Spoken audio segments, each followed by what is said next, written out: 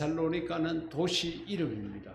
그 도시 이름이 되게 된 배경을 이렇게 보게 되면은 그 당시에 왕이 사람들이 살 수 있는 도시를 지어놓고 그 이름을 자기 아내 이름을 따서 그 도시의 이름으로 그렇게 사용하기 시작을 한 것이 유래가 되었다 그럽니다. 데살로니가. 그게 그 왕의 아내의 이름이었다 그럽니다. 그 아내를 위해서 그렇게 도시의 이름을 그렇게 붙여준 것입니다. 우리나라의 역사의 현장에도 보면은 이런저런 모양으로 그런 것들이 참 많이 있습니다. 사람의 이름을 붙여서 그것을 기념하고 오래 가도록 하려고 그렇게 노력하는 그런 모습들을 볼 수가 있습니다. 오늘 이 본문 성경 가운데 보면은 예수님을 위해서 잔치했다는 그런 표현이 있습니다. 여러분, 우리가 성경을 보면은 예수님께서 하나님이신데 또 그것도 우리를 구원하시려고 이 땅에 왔지만은 세상 사람들이 그 예수님 앞에 엎드려 절하고 감사하고 어떤 마을에 들어갔을 때에 꽃다발로 환영을 하고 이렇게 했던 적은 거의 없는 것 같습니다. 오히려 예수님을 따라다니면서 예수님의 말씀 한마디 한마디 그걸 전부 다 딴지 걸고 시비를 걸어서 예수님을 흠잡으려고 그러고 예수님을 못살게 굴었던 그런 기록들만 많이 남아져 있습니다. 그런 속에서 오늘 이 본문 말씀은 예수를 위하여 잔치할세 이렇게 표현된 것 보면은 너무도 귀하고 아름다운 그런 모습입니다. 자, 오늘 요한복음 12장 1절에서 3절 가운데 보게 되면은 6월절 엿새 전에, 여러분 6월절이라는 것은 이스라엘 백성들로 봐서는 광복절입니다. 해방이 된 날입니다. 이집트에 끌려가서 오랜 세월 동안 그렇게 종살이하고 노예 생활을 하다가 하나님의 뜻에 따라 가지고 해방을 맞이한 그런 날을 기념하는 것이 6월절 절기입니다. 보통 이 6월절을 우리나라는 광복절 하루를 이렇게 지내지만은 이스라엘 백성들은 한 일주일 정도 기뻐하고 즐거워하고 하나님 은혜에 감사하고 누룩을 넣지 않는 빵을 먹으면서 그 당시에 조상들의 기쁨을 다시 한번 되새기고 하나님 은혜를 기억하는 그런 시간들을 가집니다.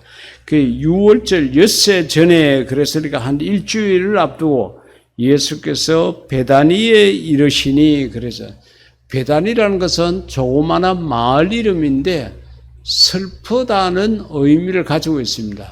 그 이곳에는 경제적 약자들, 사회적 약자들, 그러니까 못 먹고 못 사는 사람들이 많이 모여서 사는 그런 동네였습니다. 그곳에 예수님께서 자주 이렇게 가셨습니다. 이 베다니에 가니까 이곳은 어떤 곳인가? 예수께서 죽은 자 가운데서 살리신 나사로가 있는 곳이라 그랬습니다. 우리는 죽었다가 살아난 나사로의 이야기를 익히 잘 알고 있습니다. 그 나사로는 성경 속에는 이런 기록이 없지만은 그 역사적인 문헌을 이렇게 더듬어 보면은 나사로가 문둥병에 걸렸다 그래요. 그리고 마르다 마리아라는 그러한 누이들과 함께 이렇게 남매가 살고 있었는데, 근데 그 언니 되는 마르다는 음식을 잘 하는 것으로 봐서 집에 온 가족들의 그 음식을 책임지고 살림을 책임지고 그렇게 살았던 것 같습니다. 그리고 마리아는 뚜렷하게 나타나 있지 않지만은 오늘 이 말씀 가운데 보니까 비싼 향유 곧 순전한 나다 한 근을 가져다가 예수님의 발에다가 부었다, 그렇게 기록한 것으로 봐서 결혼을 앞두고 있는 그런 홍기가 임박한 그런 나이가 된 여성임을 알 수가 있습니다. 그런데 이 가정이, 남자가 열심히 일을 해서 돈을 벌어서 집안의 경제적 책임을 다해야 되는데, 남자라고 할 수 있는 나사로는 문둥병이 걸렸고, 그리고, 또 여성 둘 가운데 언니가 되는 사람은 집안의 살림을 도맡아 놓고 하고, 그러면은 돈은 누가 벌었을까? 그렇게 추산해 보건데, 그 당시에 여성이 직장을 가지고 가족의 생계를 책임질 만큼 돈을 벌 수 있는 길은 사회적 제도로는 거의 없습니다.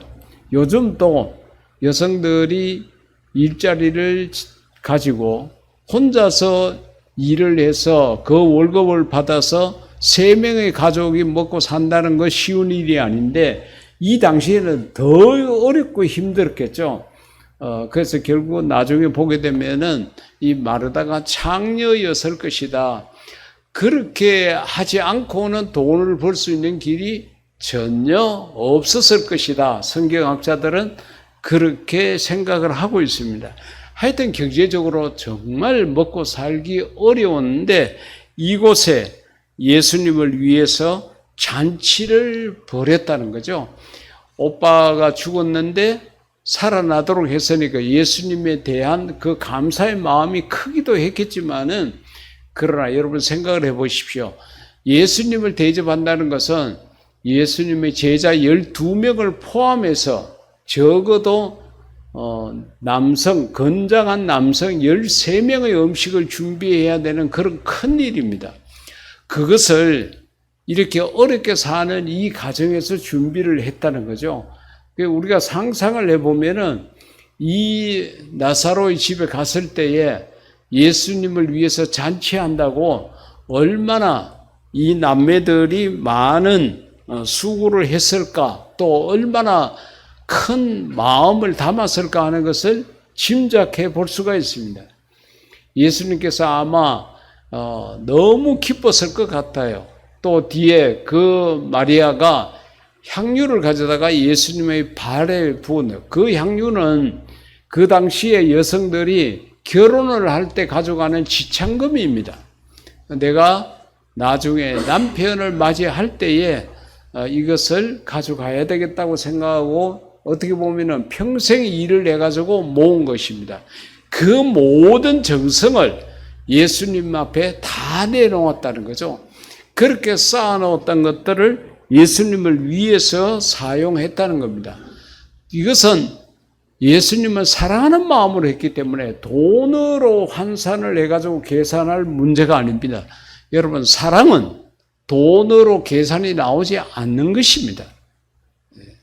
사랑을 갖다가 우리가 어떻게 계산기를 두들겨서 이거는 얼마짜리고 이거는 얼마짜리다 이렇게 물건처럼 구분할 수 없는 겁니다. 하여튼 이 가정에서 예수님을 위해서 잔치했다는 이 자체가 굉장히 놀랍습니다.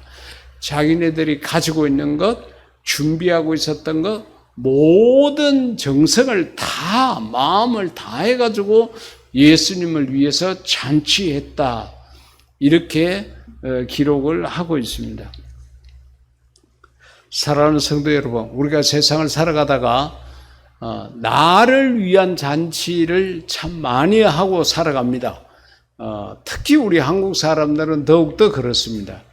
몇 년 전에는 당신이 수고를 많이 했으니까 당신을 위해서 좋은 옷도 사 입고 맛있는 음식도 사 먹고 당신을 스스로 위로하고 당신을 행복하게 해주라는 그런 취지의 말들을 하고, 또 그런 의미에서 이런저런 많이 소비운동이 벌어졌을 때가 있습니다.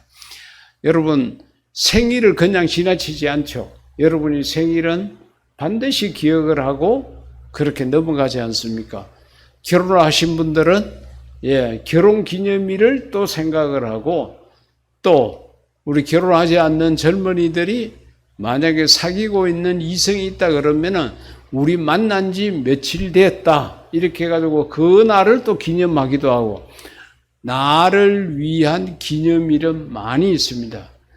저런 기념일이 있나 이렇게 생각을 할 만큼 나를 위한 것은 많이 생각을 합니다. 하지만 여러분 지금까지 살아오시면서 예수님을 위해서 여러분 잔치를 해보신 적이 있는지 생각해 보십시오. 예수님은 나를 대신해서 죽으신 분이시고 내 죄를 다 사하여 주신 분이시고 예수님께서 나를 위해서 하신 일을 생각을 하면은 우리가 정말 고개를 들지 못하죠. 어떻게 말로 다 할 수 있겠습니까?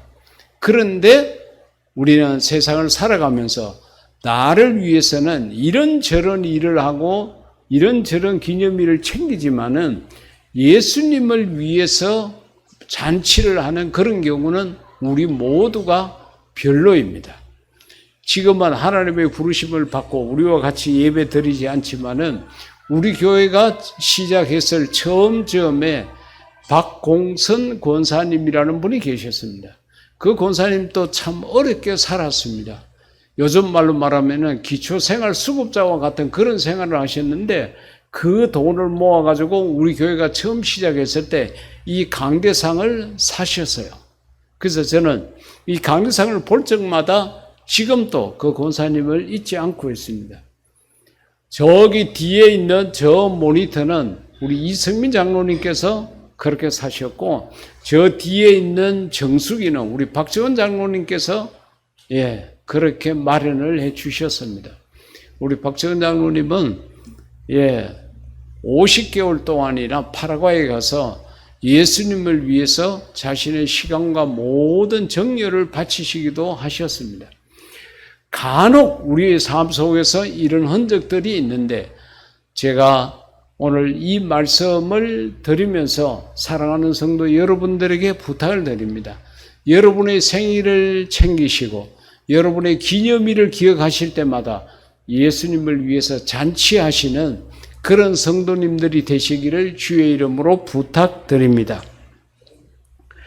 그 다음에 예수님을 또 기쁘게 하신 일들이 곳곳에 있는데 누가복음 19장 33절 이하 가운데 보면은 나귀 새끼를 풀 때에 그와 같이 이야기를 했습니다.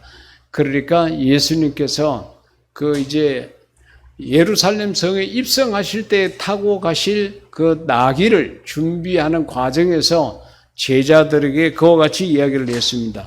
저 성에 들어가서 나귀가 보이거든 새끼 한 마리를 풀어가지고 가지고 오라 그랬습니다. 그래 그때에 혹시 나귀 새끼를 풀 때에 그 임자들이 이르되 이 당시에는 동물이 재산입니다. 동물이 재산입니다. 그렇기 때문에 그것을 허락도 없이 가져간다고 그랬을 때 누가 가만히 있겠습니까? 그 제자들이 예수님 말씀을 듣고 가서 그렇게 하려고 그러는데 예수님께서 그럽니다. 혹시 너희가 나귀 새끼를 풀 때에 어찌하여 나귀 새끼를 푸느냐? 왜 갖고 가느냐? 그 내 재산인데 허락도 없이 왜 갖고 가느냐? 그렇게 이야기하거든 주께서 서시겠다 하고 그것을 끌고 오라고 그랬습니다. 제자들이 가서 실제적으로 나귀를 발견을 했고 그 나귀를 푸니까 예수님이 일러주신 대로 그걸 왜 갖고 가느냐고 물었어요. 그때에 제자들이 주께서 서시겠다 이 말을 하니까 더 이상 묻지를 아니하고 그 나귀를 가져가도록 허락한 사람입니다. 예수님을 위해서 자기의 재산을 내놓은 사람입니다. 곁으로는 나귀라는 동물이지만은 그러나 더 구체적으로 생각하게 되면은 자기의 재산을 내놓은 사람도 있었다는 거죠. 여러분들이 교회를 위해서 예수님의 복음을 전하기 위해서 우리 이무영 권사님 같은 분 이런저런 돈들을 모아가지고 아프리카 케냐에 교회를 건축하고 또 필리핀에도 교회를 건축할 수 있도록 이렇게 헌금하시고 한 것 너무도 귀한 일이고 소중한 일입니다. 아무나 할 수 있는 일이 아닙니다. 하나님이 주신 마음이 아니면은 그렇게 할 수가 없어요. 현장을 가서 보게 되면은 이게 정말로 얼마나 그곳에 교회가 필요하고 그 땅에 복음을 전할 수 있는, 예수님의 이름을 전할 수 있는 귀한 곳인가 하는 것을 알 수가 있습니다. 사랑하는 성도 여러분들도 곁으로 보기에는 내가 열심히 일해가지고 번 돈이다, 내가 이룬 재산이다 이렇게 생각하지만은 조금 전에 제가 헌금 기도 때에 드린 것처럼 하나님께서 우리에게 건강을 주시지 않고 재능을 주시지 않고 일터를 주시지 않으면은 우리가 그 재산을 모을 수가 없습니다. 그런데 하나님께서 다 우리에게 때에 따라 필요한 은혜를 주셔서 오늘의 내 것이라는 재산을 갖게 됐는데, 예수님께서 서시겠다 그러면은, 주께서 서시겠다 그러면은 아낌없이 드릴 수 있는 그런 믿음이 저와 여러분 속에 있기를 주의 이름으로 축복합니다. 그래서 이 나귀 새끼를 드린 이 주인은 아무런 조건 없이 언제 갚겠느냐, 이 나귀가 한 마리 얼마나 되는지 알기는 아느냐, 이런 말도 묻지를 않았어요. 그저 주가 서시겠다, 예수님이 서시겠다 그러니까 아낌없이 그렇게 내놓은 그런 자였습니다. 그리고 또 누가복음 22장 7절 이하 말씀 가운데 보면은 예수님께서 필요하신 것이 있었는데 그 필요를 채워준 사람의 이야기가 있습니다. 6월절 양을 잡을 무교절 날이 이런지라 그랬습니다. 역시 이 날을 기념하는 데 필요한 그런 먹거리가 필요했습니다. 예수께서 베드로와 요한을 보내시며 이르시되 가서 우리를 위하여 유월절을 준비하여 우리로 먹게 하라. 먹을 수 있는 것을 준비하라 그럽니다. 그러니까 베드로와 요한이 어디서 준비하기를 원하시나이까? 요즘 같으면 식당으로 가겠죠. 그러니까 식당에 그냥 돈만 있으면은 갈 수 있지만은 이 시대는 그런 시절이 아닙니다. 그래서 예수님에게 물으니까 예수님께서 너희가 성 내로 들어가면은 물 한 동이를 가지고 가는 사람을 만나리니, 그 낮에 성에서 물을 길러오는 사람은 대부분 여성들입니다. 그 사람을 만났는데 그를 따라 들어가서 그 집 주인에게 말하기를 선생님이 너에게 하는 말씀이 내가 내 제자들과 함께 유월절을 먹을 객실이 어디 있느냐 하시더라. 이건 부탁하는 것도 아니고 명령적으로 그러는 거죠. 어디 있냐, 어디 준비됐냐고 물으라고 그랬습니다. 그렇게 하면은 그가 자리를 마련한 큰 다락방을 보이리니 거기서 준비하라 하시니 그들이 베드로와 요한이 나가서 그 하신 말씀대로 만나서 유월절을 준비했다고 그랬습니다. 이 사람 역시도 마찬가지입니다. 예수님이 직접 연락한 것도 아니에요. 예수님께서 좀 해줄 수 있느냐 그렇게 부탁한 것도 아닙니다. 그저 무조건 준비하라 명령적으로 그렇게 이야기했습니다. 듣는 입장에서 얼마나 불쾌했겠습니까? 그럼에도 불구하고 예수님께서 그렇게 말씀하셨다는 이유 때문에 이 제자들과 예수님께서 들어가셔서 음식을 먹을 수 있는 모든 준비를 다 해주셨다는 겁니다. 이런 사람들, 나귀를 드린 자나 또 나사로 그 남매들이나 다 예수님을 위해서 크고 작은 잔치를 한 사람들입니다. 여러분 생각을 해보십시오. 예수님께서 우리를 위해서 하신 일이 얼마나 큰데 거기에 비해 가지고 내가 예수님을 위해서 하고 있는 것은 얼마나 되는지 대략 한번 짐작을 해보십시오. 우리는 예수님을 믿는다고 하면서도 예수님에게 너무 인색할 때가 많이 있습니다. 예수님을 위해서 내 시간과 재능과 물질을 잘 드리지 않아요.